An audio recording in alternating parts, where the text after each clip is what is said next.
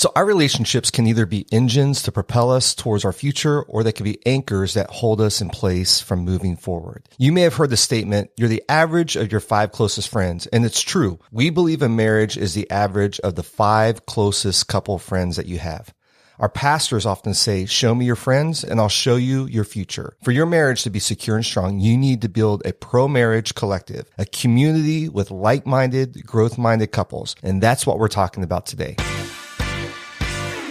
Hello, welcome to the Art of Espousing podcast, and thanks for taking the time to listen to the show. We know that your time is valuable, so we really appreciate you investing some time with us. You know, we love meeting and talking with people who are regular listeners to the show. It's so encouraging. The feedback that y'all are giving us on the podcast is so appreciated and super helpful. Yeah, really the reason we're doing this podcast is because we really believe that every marriage, including your marriage, can move from mundane to masterpiece level. But we know personally that a work of art doesn't just appear. It requires intentionality and practice to be crafted and shaped. So our goal with every episode is to give you tools to practice that will help your relationship not just survive, but also thrive. Hey, we just got back from a great trip from Palm Springs, California, an area where we were able to be at Southwest Church to share with some married people there at their Cultivate Date Night. It was awesome. It was a lot of fun, and shout out to all of our new friends in California. And James, we had such an interesting experience there because we'd never been to a desert before. That's right. Yeah, this was our first time in that part of the country, and it's a lot different than here in sunny, green South Florida. Funny thing was how all the folks there talked about how it hardly ever rained in the desert. And lo and behold, our one day to kind of go look around the area, it let loose and rained all day, thunderstorms, flash floods. So we need to go back someday and check it all out. Well, you know, they say they rarely get rain and they love it when they get rain. So you're welcome that we brought rain from South Florida to you. We still enjoyed it. Had a great time. Yeah.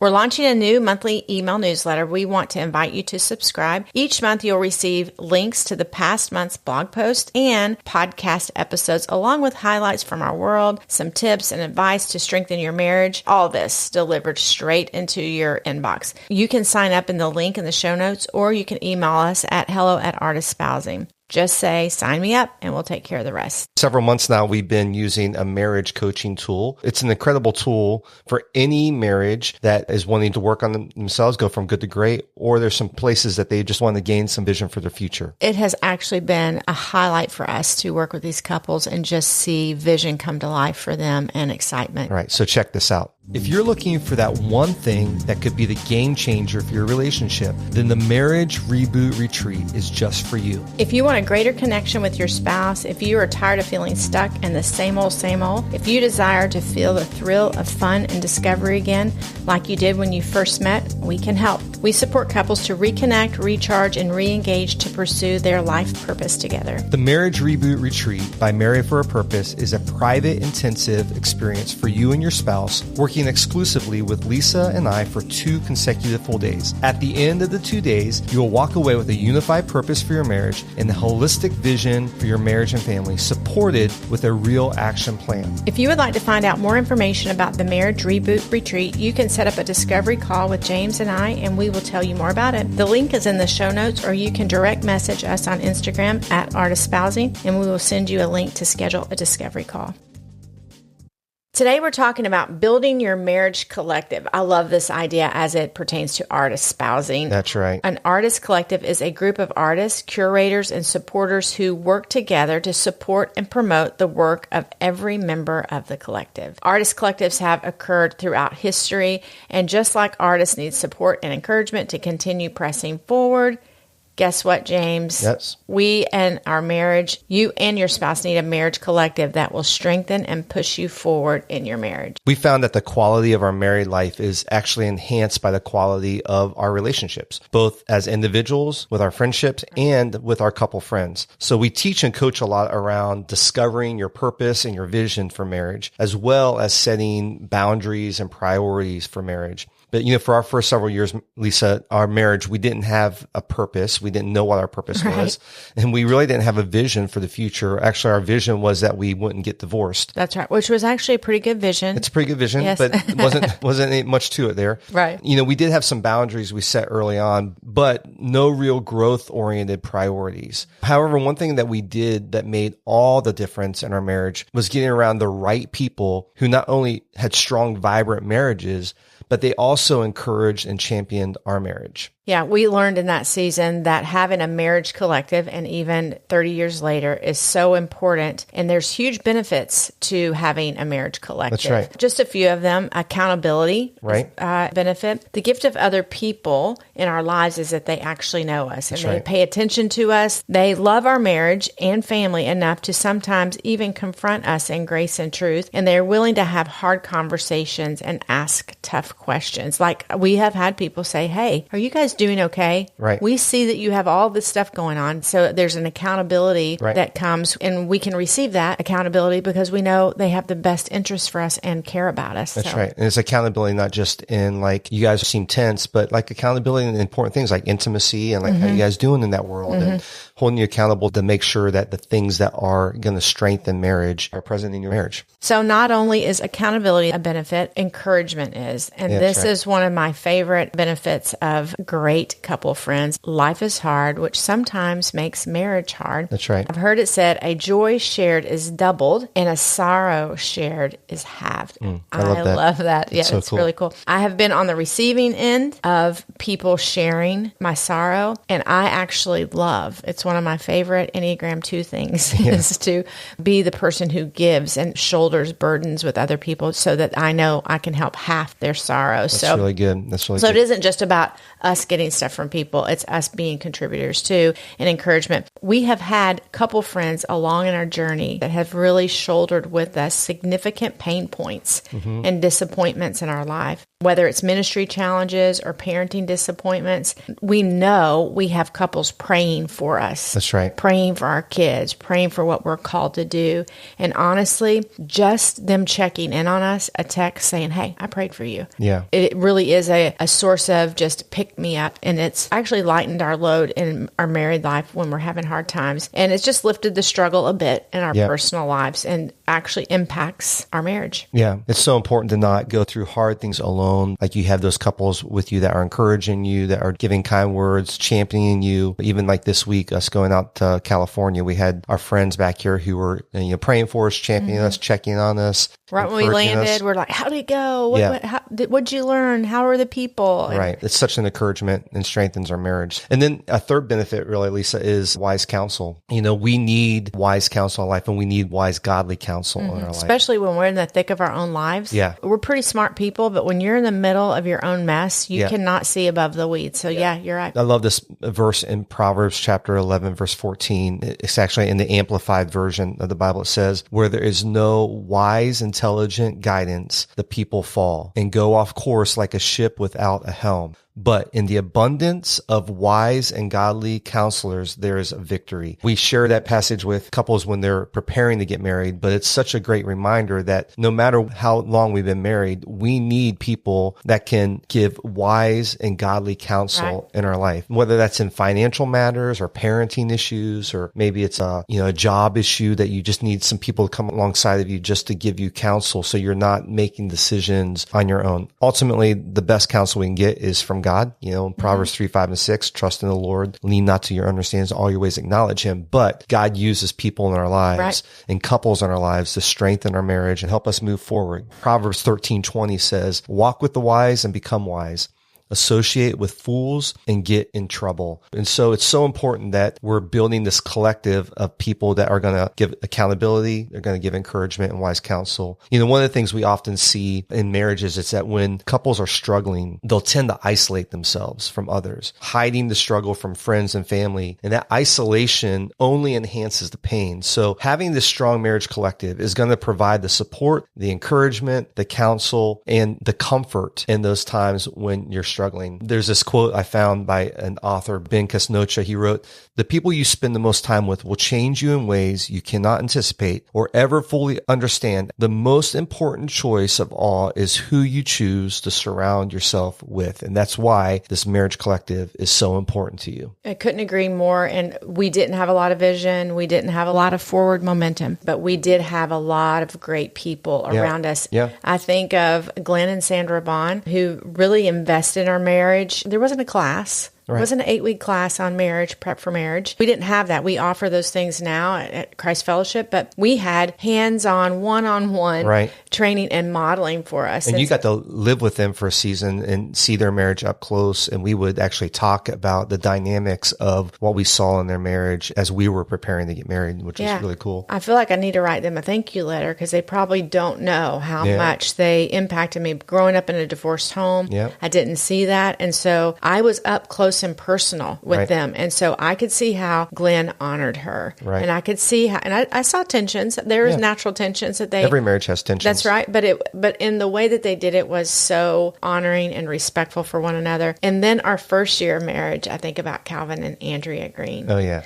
And so they had two kids maybe at the time we intersected with them. And we just hung out with them. Yeah. We were on their couch watching ball game. Actually, they modeled fun for us. Now, they were probably 5 years ahead of us in marriage. It literally was better than a class is because we looked and modeled a lot of our married life and interactions after them. Again, Andrea, a very strong woman, but this balance and the tandem between the two of them, I think really shaped a lot of our leadership even today. And how we interact as husband and wife. And we've had couples at pivotal times in our life. So when we had our first child, I think of Kevin and Michelle Bennett out in Kansas. They came alongside us at a really pivotal time when we had our first child, right? Right. So they had 2 older boys. So she was a seasoned mom. I mean, she was beast. And then she ended up getting pregnant at the same time we did with our first. And so we had girls together. Like I learned decongestant from her. Like, what is a decongestant? I didn't know. When do I give my kids this, that, and the other? And all the things. But we actually spent a lot of downtime hanging out with them, playing cards or playing games, watching movies. And again, we were in their home. Right. And so we were able to watch them. I remember having conversations with her by myself about marriage and tensions for them and things they had navigated. But I want to tell you, to this day, she never dishonored her husband, even in our one-on-one. And I think that's so valuable that it was modeled for me of like, you can talk about the tensions of marriage without putting your husband in a bad light or putting marriage down. Pro-marriage collective. Yeah, and we can go on and on. Brian, Robin Parker, Todd and Julie, Dave and Bethany, Dave and Carrie Kaiser, these people that we've intentionally put around us in our lives that have really helped us over 30 years, not just survive, but thrive in our marriage. So this marriage collective is so important. Yeah, I love it. So when you build your marriage collective, you initiate time with people who stretch you. That's right. Who push you, who model for you, and even at times may confuse you. Right. Because you're like, that's not the way I've ever seen this done before. Right. And it could be a good confusion. Like it may like toss up your regular mindset and how you do things and go, we need to pivot. It's so good. Yeah. So we want to give you 3 things to look for when you're building your marriage collective. The first is they need to be pro-marriage people. Absolutely. I don't think you can Google this and define pro-marriage, but what we define pro-marriage is really what I just talked about with my friend Michelle and modeling is that they're not talking about divorce. Their language in relationship is propelling them forward. Yeah. They're championing you as a couple. They're not independently husbands talking, bashing wives bashing. It's because obviously we're not always with couple friends as couple and couple. Right. They're championing the heart of God and what God's word says about marriage. As you were sharing that, Lisa, I was just thinking about this idea that I teach a lot about being a conduit or a firewall. Mm-hmm. And I think of people who are pro your marriage are always going to be firewalls when there's conflict or when there's challenge. So if, you and I are having conflict and you go to one of your friends and you say, James and I are just struggling in this area, they're going to be a firewall and help stop the conflict right there and push back the strength in marriage. They're not going to be a conduit to just allow you to kind of flow through, but they're going to help stop the conflict. And I think, that idea of being pro marriage as a whole, but also pro our marriage, that they want to invest in and and make sure it's happening. I think about the illustration of crabs in a bucket. When one crab is trying to get out of the bucket, the other crabs will actually pull it back down into the bucket to the point that if the crab keeps trying to get out, they'll actually break its legs. And so you want people who are going to help lift you up, not pull you back down. If you're hanging out with a couple friends or individual friends that are constantly bashing marriage or bashing their marriage or putting marriage in kind of a negative light, you don't need that. You need people who are going to honor marriage. I love what Hebrews 13:4 says. It says, let marriage be held in honor among all. And so if the people in your close circle of friends as a married couple are not holding marriage high, they're probably not the people that need to be in your collective, because they're not going to propel you towards the vision in the future and strength in your marriage. Right. It made me think of an example which you did such a fantastic job of defining pro-marriage couple friends. One of the things when you talked about firewall and conduit, if I do go to a female friend or if you go to a guy friend and you're talking about the tensions, the conversation for me would be, this is a tension point I'm managing. I'm not really sure what to do. And that friend is going to say, have you talked to James about it maybe in this way? Yeah. Or have you considered his perspective of like this? Or, hey, Lisa, are you being emotional? Are your emotions too high? That comes back to the accountability piece of going the benefit of that. And so that person isn't going to go, yeah, you know what? I see that he is a jerk. Yeah. Most of the time, actually, I can see why you would think that he's da-da-da.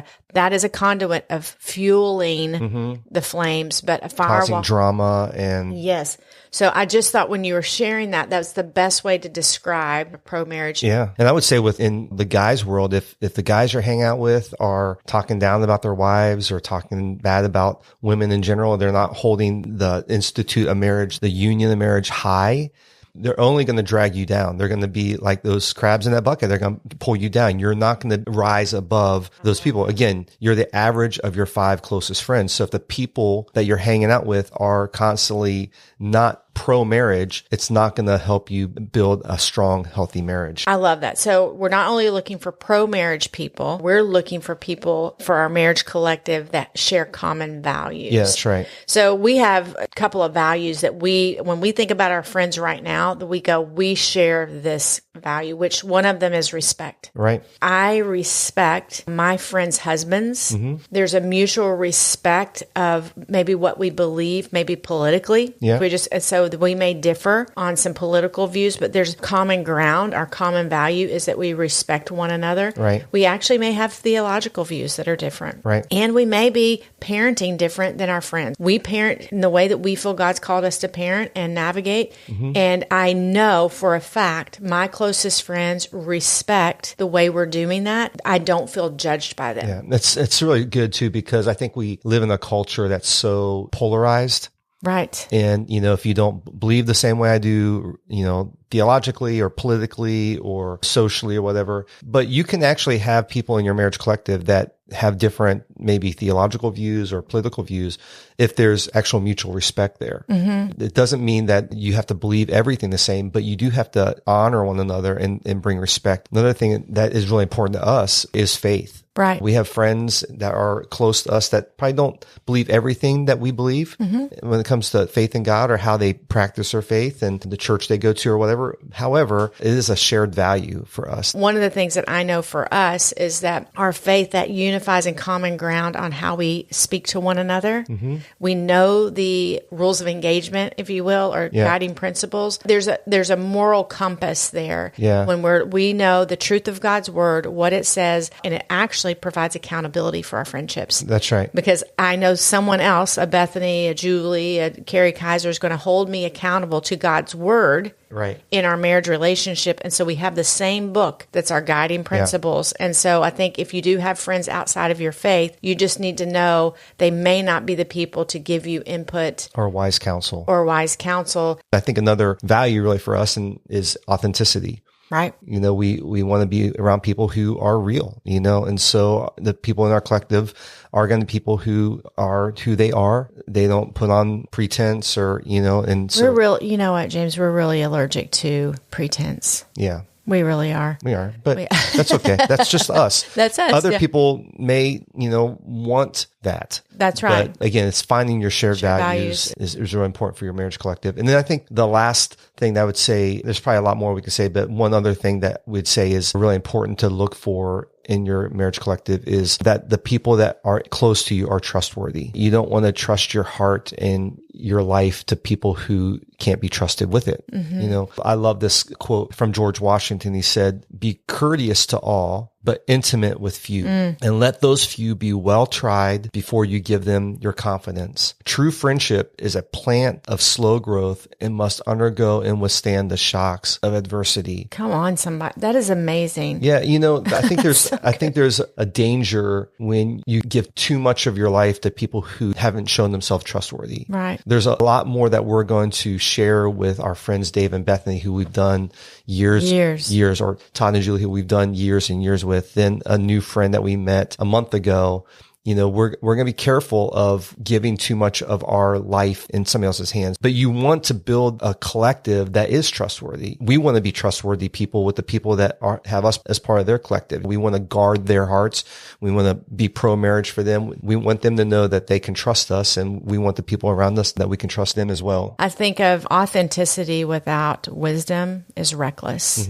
We're going to be authentic with people that we can trust, that are trustworthy. Right. You share too quickly with people that you don't know well enough, you could end up hurt and could cause you to be guarded. And you're like, maybe you should have given it a little bit more time. Right. This is one of the things we talk about all the time. Those who are planted in the house of the Lord will flourish. Right. A massive benefit of us being planted in South Florida at the same church for so many years, in the same community, in the same tribe, is that we have deep friendships that we trust emphatically. That doesn't mean that we haven't had challenges with them, because we in fact have. But and they've had challenges with us. Well, you know, we're pretty amazing, but I guess they probably have. Oh, James. So, but you're right. And so, but there's just this trust that we're gonna go the long haul together. Yeah. And so when you can trust that with people, there's just a richness that comes, and all of those benefits that we've talked about in the beginning. Yeah. Are increased and compounded. I love it. So, Lisa, maybe somebody's listening today and they're thinking about their close friends, and maybe they don't have a really pro-marriage collective, or they don't have this marriage collective we're talking about. What should people do if they find themselves today and they're like, man, I want that, but I don't have that right now? I think that often people, when they set boundaries, they go in too hot. You know, you need to be careful, because we are, number one, we're representing Christ and how we love and care for people. That's obviously number one. But two, that's just rude. You know, if you're going, we don't do that, we're no longer going to hang out with you. You know, it's like, that's not really how you set boundaries. But I do think it's a conversation. It begins first with a conversation. So that may go something like this. James, I think George and Sue, they're not real people.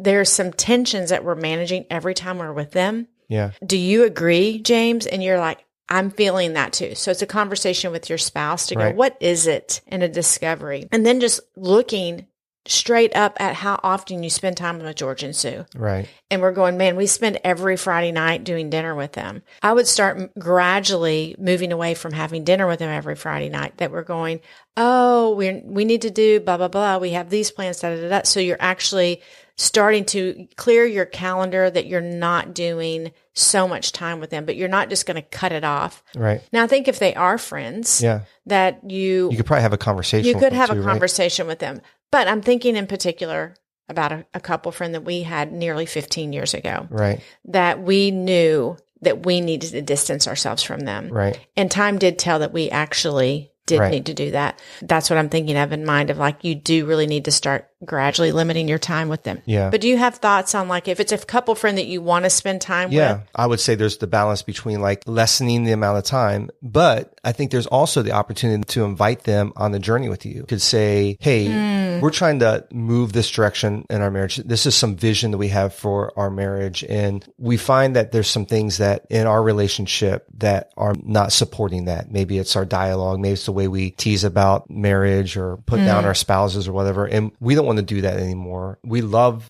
our friendship. Friendship. We love you guys, and we'd still love to hang out, but we can't do that. Just kind of maybe set some guardrails around that and invite them, call them up to be part of your collective, and you guys kind of grow together over time. And maybe it's not just a new start for you, but it's maybe a new start for those people as well. I love that. Actually, as you were sharing that, it reminded me 2 years ago, we had a conversation like that with a couple friend of ours, because most of our couple friends we do work with. And so that brings a layer of complexity that we had to say, hey, when we're together, from now on, can we not talk about work? Right. Because we knew that it was just taking us into a place that we just weren't uplifted. Right. And we needed them to be partyish friends that we had a great time with, that we talked about where we were vacationing, Right. how's the kids going, that kind of stuff. And when we had that conversation, they were like, that's a great idea. Right. And so we actually took the level up of our own relationship, but we brought other people with us. So I think you actually know, Yeah. are these friends that would receive a conversation like this? Mm-hmm.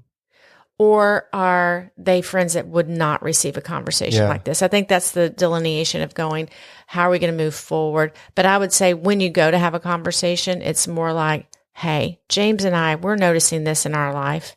And we want to see if you're on board with us. You're not going to actually go, Yeah. hey, you dingalings, y'all are actually bringing us down.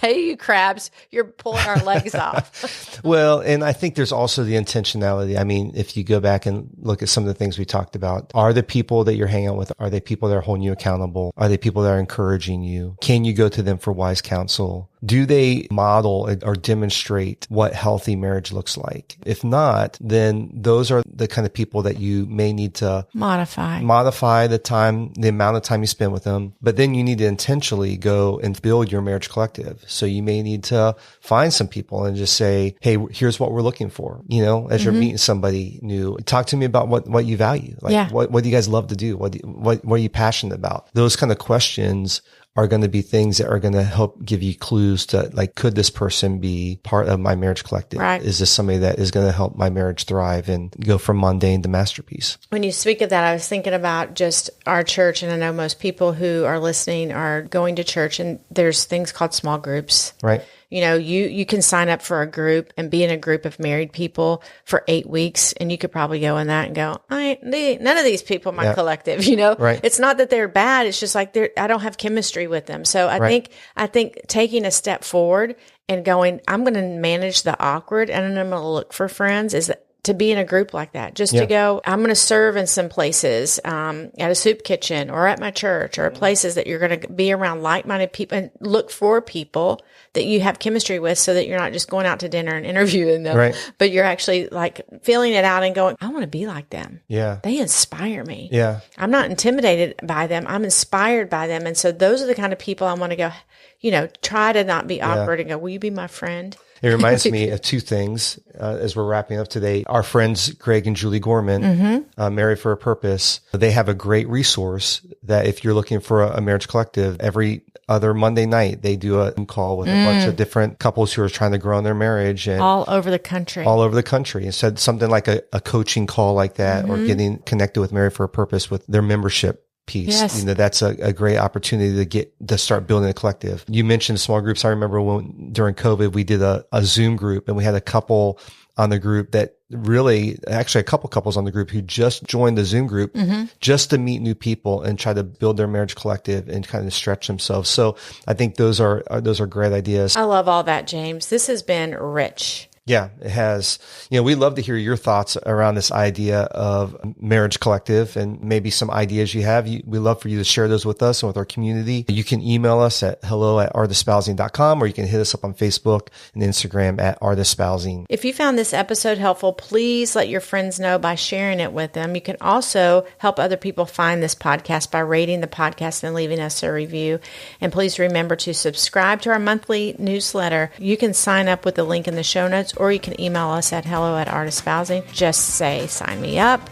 And I'd say we'd take care of it, but James is going to take care of it. That's right.